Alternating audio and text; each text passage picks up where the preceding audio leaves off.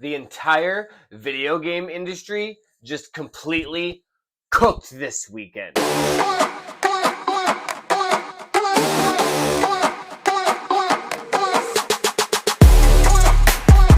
Welcome back, everyone. This is Sora LeChance.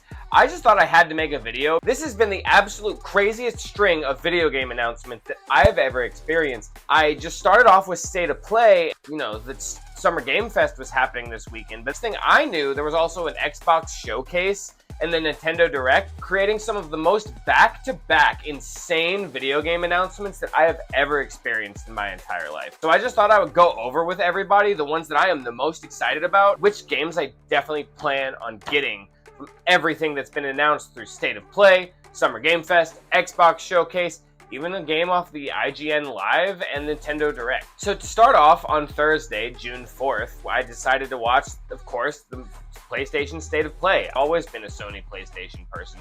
It started off right away with Wolverine. I'm definitely excited for Marvel's Wolverine. I feel a little underwhelmed in total by what they have going on. It looks really good, but it also just looks like it's going to be a lot of the same repetitive gameplay. They're talking about it being a straightforward story. I'm wondering if that can keep me as entertained as the open exploration in Spider-Man the entire time. It comes out 9/14/26. That's September 14th of this year. I've been excited for a while, but I may not get that game right away. I don't like paying $70 for video games unless I know I want them. Next, I kind of just kept watching the State of Play for a while, being pretty bored. So I really didn't think there was going to be anything left. Then out of nowhere, the funeral scene from God of War 2018. I was curious. They ended up announcing God of War Lao Fei coming who knows when. God of War Lao Fei right away just really got me hooked. The idea that this is so much more than the Norse theme that I've fallen in love with. It's a whole world of gods. It's expanding upon the lore. It feels like this giant fantasy epic with a new character. I know a lot of people are mad about it being a female-led Kratos game, but at the same time, this story is directly tied to Kratos. This is his wife. The whole first two games are about her and her legacy, and they say the game will be taking place at the exact same time. In no way do I feel like this is a deviation from the God of War we knew, just a giant expansion in a way I never expected. To me, the unexpected part of it is what makes this so exciting. I'm definitely buying that game day one whenever it comes out. One thing I think was really good really fast about that trailer is that it showed everything a trailer should show for a game. Sure, it was 20 minutes long, but I feel like it showed me the story, the setting, exactly what characters I'm going to be playing with, and a great example of what that story and gameplay is going to look like, even if it was just the beginning. More than any other trailer I've ever seen, God of War Lao Fei did a great job of showing you exactly what you have in store, and I know I'm excited for it. So right away, the next day after that PlayStation State of Play, I knew we were going to have Summer Game Fest, which unfortunately meant I had to watch Jeff Keighley for 2 hours. First off, they really got me with Stellar Blade BloodRayne. It doesn't have any kind of release date yet, but I really loved the first Stellar Blade. It felt like a little bit of a copy of Nier Automata, but I love that game. Excited for a sequel, though I can't deny watching it got me a little underwhelmed compared to what I thought I would feel for a sequel. I really wanted to continue Eve's story and see what happens now that she's become the Angel and is leading the resistance against the Nautiba. Instead, it's this other girl, Eve V, who I feel like looks a little less cool to me. I'm hoping the story can get me just the same. The way I was seeing it fight looked a little bit more like humans were first starting to mutate. It actually makes me wonder if that game is going to be more of a prequel to Stellar Blade, and maybe Eve is based off of the android of Evie, somewhat like how 2B in Nier is based off of A2. Either way, I'm really excited about it. Next off is a game I actually didn't know anything about. It was 1666 Amsterdam. I've never even heard of this game before, and apparently it announced 10 years ago or something like that. And I just saw it yesterday, and it released on PC the exact same day of June 5th. I personally am definitely not rushing to get this game. They said it'll be early access for PlayStation users later this year. I don't really know much about it, but cool witch vibes and a dark setting definitely got me a little bit interested in it, though definitely not a day one release to me. It just has me a little bit interested. The next game that got me interested was definitely Gen Atlas. Unfortunately, Gen Atlas still doesn't have a release date, but it was really nice to see it again outside of the initial teaser trailer. Shadow of the Colossus and The Last Guardian are some of the most beautiful artistic ways of making video games that I've ever seen in my life. Really just kind of makes me think Gen Atlas could still be on that level. The only gameplay I saw was just you shooting a gun off the back of a ship. I really like the whole traveling around on a giant robot head thing, but if all the gameplay is guns, I don't know how much that's going to engage me.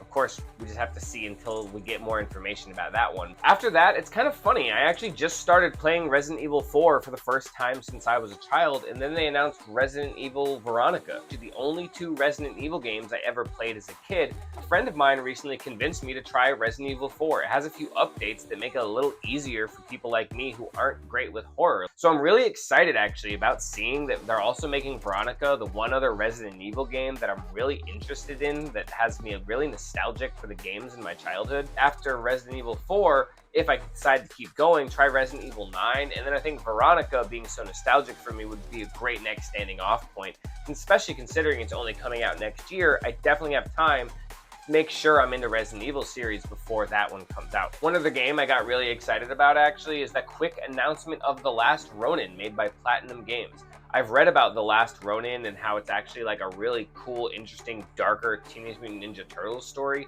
If Platinum Games is handling it, that means it's definitely going to be fun. Unfortunately, they didn't announce much about it and there's no release date. So I'm interested, but they definitely don't have me hooked since there's barely any information on that one yet. And then, of course, they brought out something I love and they announced that Tifa from Final Fantasy VII is going to be in Street Fighter VI. I don't really care much about Street Fighter VI.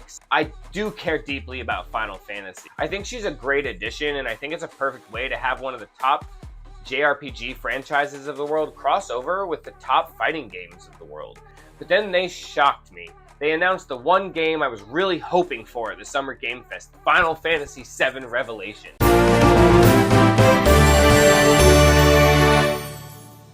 Looks like it's really continuing the story in a little bit more of a straightforward way. I really loved Final Fantasy VII Remake.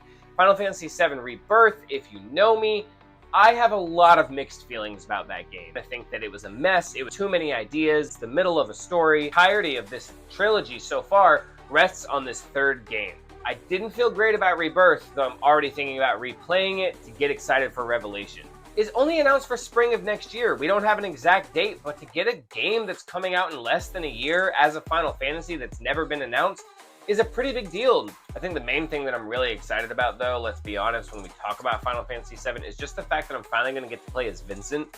Vincent's probably my favorite character in all of Final Fantasy VII, and really just getting to play as him. I know he's going to be in my main party all the way up until I fight Safer Sephiroth. To play as him, I think it's going to make the third game really fun for me. I cannot wait to play Final Fantasy VII Revelation. Maybe I'll get a chance to replay Rebirth before that, see if maybe I don't feel as harshly about the game this time. Can't wait to find out when they announce the collector's edition for that, because you know I'm going to be getting it. And then if that wasn't enough, Summer Game Fest already gave me a bunch of cool games to get excited for right after State of Play. But then apparently on Sunday, June 7th, there was yet another showcase. I actually wasn't even fully aware originally that an Xbox showcase was coming out. So they actually announced a lot of cool things that aren't just for Xbox that I really want to play. So I went back and it turns out that it was just as cool of a showcase as both Summer Game Fest and State of Play. First off is a series that I've been really excited about for a while, is I'm absolutely in love with A Plague Tale. A Plague Tale is one of the darkest, coolest modern video game stories that I've played in a while. A while back, they announced Resonance, A Plague Tale Legacy, a side game about Sophia and her journey before she ends up meeting Amicia and going on a journey with her and Hugo. Really am excited about this game. I'm so glad it finally got a release date this year. It's coming out on August 26th. I still don't really feel like I understand why the story of Sophia is going to matter enough to the story of Hugo and the Macula to really matter. It seems like a totally different game with a much more competent player. There's no rats. It's not about you hiding from a plague. it just keeps talking about her legacy of the macula. And so I'm really curious to see where this game goes, since it's already one of my favorite modern video game stories of all time. Getting this game day one because I really want to see where it goes. After that, we got another trailer for Fable showing that Haley Atwell is going to be playing the main villain of the game. I actually never played any of the original games. Fable really feels like it's going to hit that in a lot more modern tone of just getting to fully explore a world on my own of a fantasy realm. I like the quirkiness that Fable is trying to do instead of trying to be a fully serious Western RPG like a lot of games so often do. I'm really excited about it, though again, most likely isn't going to be a day one game for me, as I don't necessarily know if I'm going to love it right away. It does come out February 23 of next year, 2027. And then, as if Xbox didn't think it had enough to do, Xbox announced another one of my absolute favorite modern video game stories, continuing with Senua. Senua is the third game in the Hellblade franchise. They could have easily just called it Hellblade 3, but I read about how they wanted to do a whole rebranding because the first games were so narrative driven. This one's trying to be a little more, I don't want to say open world. It's not trying to be an open world Hellblade game, but they did say there'll be a lot more actual exploration and unique environments compared to the first game. Hellblade 1 has a little bit of exploration and the story is top tier. The second one has a lot more cinematic value, but definitely feels like a straight line all the way through without much unique exploration and gameplay. Especially the fighting in the second one didn't compare to the first. So I'm really hoping this is just them rebranding their own franchise for just a lot better whole use experience throughout. I really love Hellblade and the short stories that it tells, though I know a lot of people are annoyed about how short they are. I'm hoping basically with Senua they make it a little bit more of an open exploration version of the same game and can turn it from something that was a artistic small game into a 20 to 30 hour masterpiece. Absolutely deserves praise and deserves to be considered a masterpiece. So if they didn't know where to go next to make the game better, I really hope that this is the choice that they're making. So we're not getting Hellblade 3, but we're getting Senua. And just like the first two games, I am absolutely stoked. One cool thing about Senua is I already know it's coming to PS5, so hopefully this time I won't have to wait 2 years for it to come from Xbox to PS5.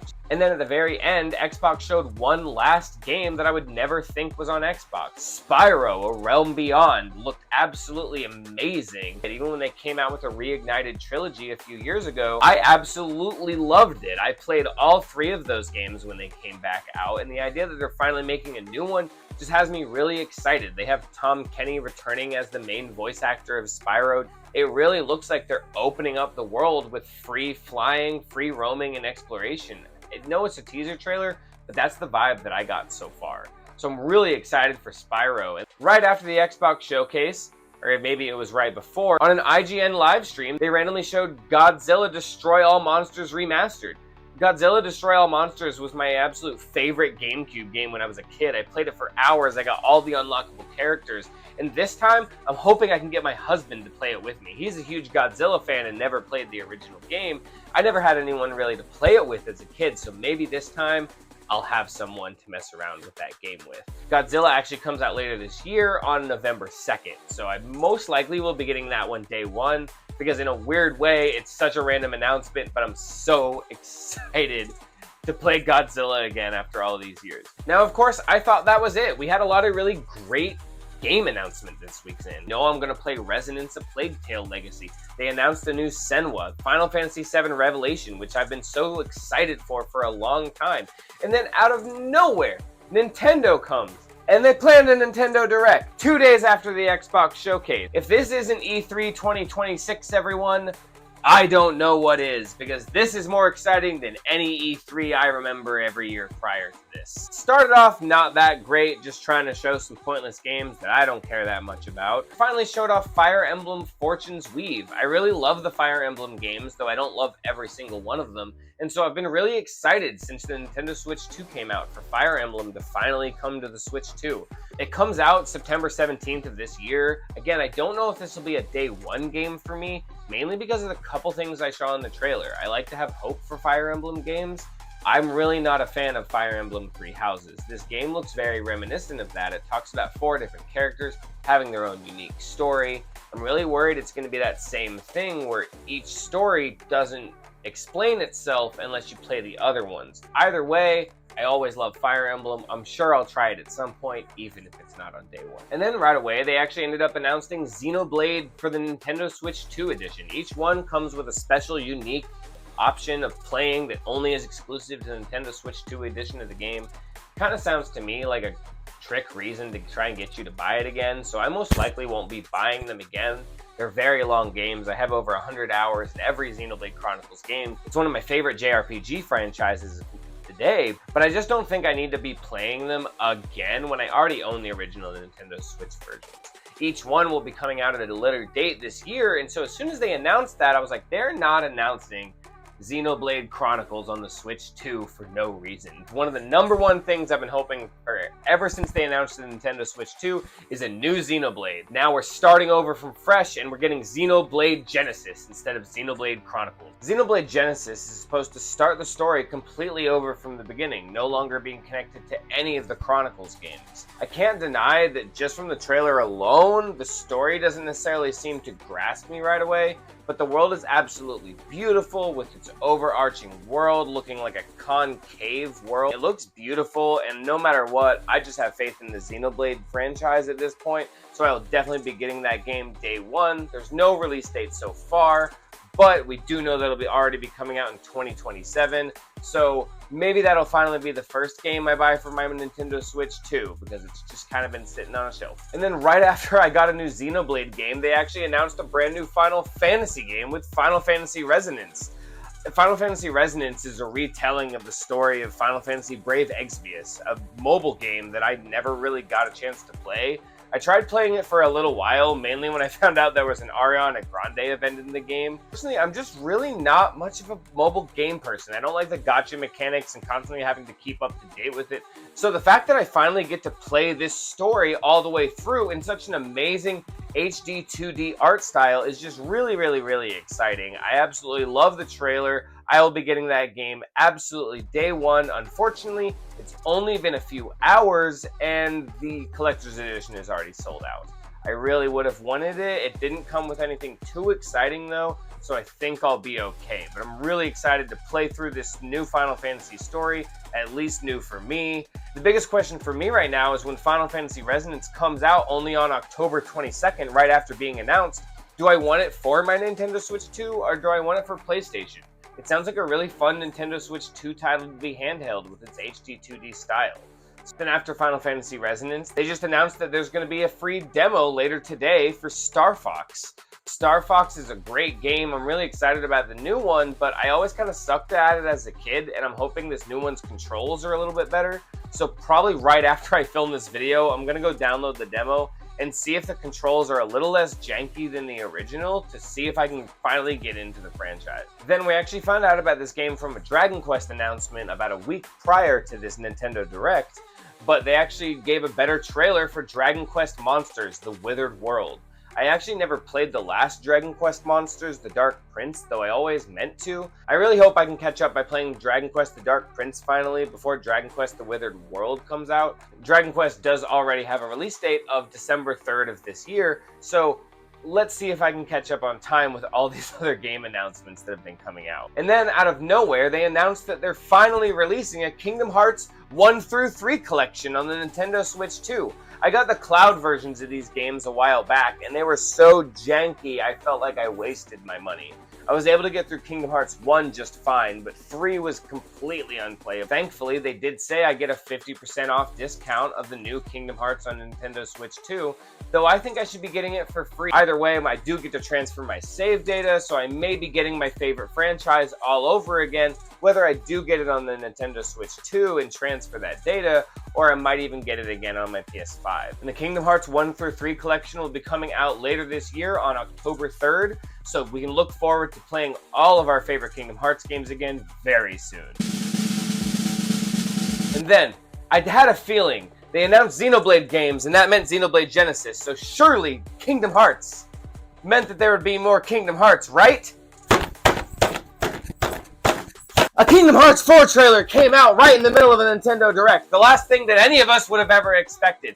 They announced that it's going to be cross-platform. It's coming out on every single system all at once. Sure, the trailer didn't actually show much more except for more of Sora and Quadratum and how much better the graphics and gameplay looked than that original teaser trailer 4 years ago, but my favorite video game is finally continuing, and after an entire weekend of video game announcements, I didn't think I was going to get more Kingdom Hearts, but here we are. I got Final Fantasy games, I got 2 of them, and now I got Kingdom Hearts 4, everybody! You have no idea how exciting this is for me. If you know me at all, Kingdom Hearts is obviously my favorite video game in the entire universe.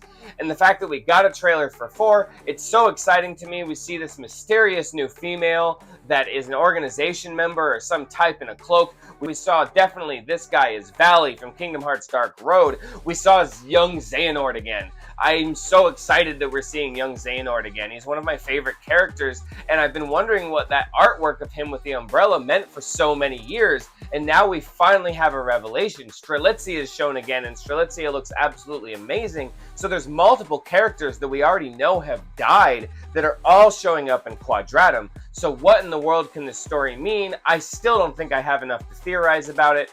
But of course, I'm so excited whenever Kingdom Hearts 4 comes out, I'll be buying it day 1. Kingdom Hearts does not have any kind of release date, though I am extremely hoping at this point that it's 2027. And then unfortunately, I kind of got a little sidetracked with how excited I got about Kingdom Hearts because last minute they ended up announcing the Ocarina of Time remake. They didn't show much, but they did announce that it's going to come out later this year. So my guess is it's going to be a Christmas game in December right before the holidays. But at the end, we have so many games I'm excited about. We have Final Fantasy VII Revelation. We have 2 of my other favorite video game franchises continuing with Resonance of Plague Tale and Senua. We even got Final Fantasy Resonance, which I never expected, and a new trailer for Kingdom Hearts 4, as long as ways to replay Xenoblade, Xenoblade Genesis, and replay all of our favorite Kingdom Hearts games. This is the best series of video game announcements I've heard in my life. You guys now know all the best games that I'm the most excited about. Let me know which games you guys are most excited about from this weekend and what you think that I maybe should play if I missed out on it. If you enjoyed this video and seeing all the things I'm interested in, remember to like this video, make sure to subscribe to my channel as I do unboxings of my figure collection that you see behind me and talk about all the different things that I collect in the video game and anime community. Remember everyone, my name is Sora LeChance. Thank you so much for watching. Bye.